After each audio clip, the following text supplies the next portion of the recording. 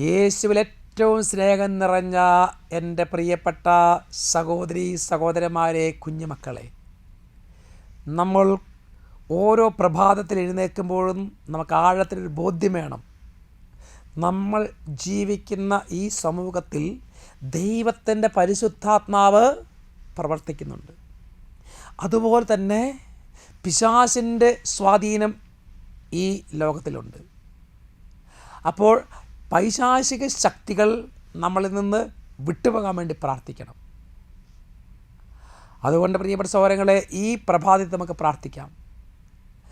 നിങ്ങളെ കീഴ്പ്പെടുത്താൻ പ്രത്യേകിച്ച് തിന്മയുടെ ശക്തികൾ രോഗങ്ങളായിട്ടും തകർച്ചകളായിട്ടും കടബാധ്യതയായിട്ടും അന്ധകാരമായിട്ടും ജഡികാശക്തിയായിട്ടും നിങ്ങളെ കീഴ്പ്പെടുത്താൻ നിലയുറപ്പിച്ച അന്ധകാര ശക്തികളെ യേശുക്രിസ്തുവിൻ്റെ പരിശുദ്ധ നാമത്തിൽ പ്രഭാതത്തിൽ ബന്ധിച്ച് ബഹിഷ്കരിച്ച് പ്രാർത്ഥിക്കുകയാണ്. ദൈവജനം വിടുതൽ പ്രാപിക്കട്ടെ. നിരാശ, ദുഃഖം അതെല്ലാം വിട്ടുമാറി പോകട്ടെ. ഇന്ന് നിങ്ങളെ കീഴ്പ്പെടുത്താൻ നിലയുറപ്പിച്ചിരിക്കുന്ന പൈശാചിക ശക്തികൾ യേശു നാമത്തിൽ വിട്ടുമാറട്ടെ എന്ന് പ്രാർത്ഥിക്കുകയാണ്. വെളിപാടിൻ്റെ പുസ്തകം 12-ാം അധ്യായം 12-ാമത്തെ ലിഖിതം, റെവലേഷൻ ചാപ്റ്റർ 12 വേഴ്സ് 12.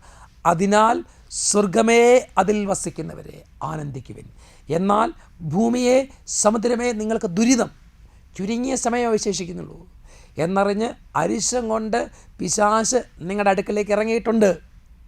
അതുകൊണ്ട് ഓരോ ആത്മാക്കളെ വീശി പിടിക്കാൻ നിത്യ നരകത്തിലേക്ക് സാത്താൻ്റെ രാജ്യത്തേക്ക് കൂട്ടിക്കൊണ്ടു പോകാൻ ഇന്ന് ലോകത്തിലേക്ക് ഇറങ്ങിയിരിക്കുന്ന പിശാചിനെ പ്രാർത്ഥന കൊണ്ട്, ഉപവാസം കൊണ്ട്, ത്യാഗം കൊണ്ട്, വിശുദ്ധ കുർബാന കൊണ്ട് തോൽപ്പിക്കാം.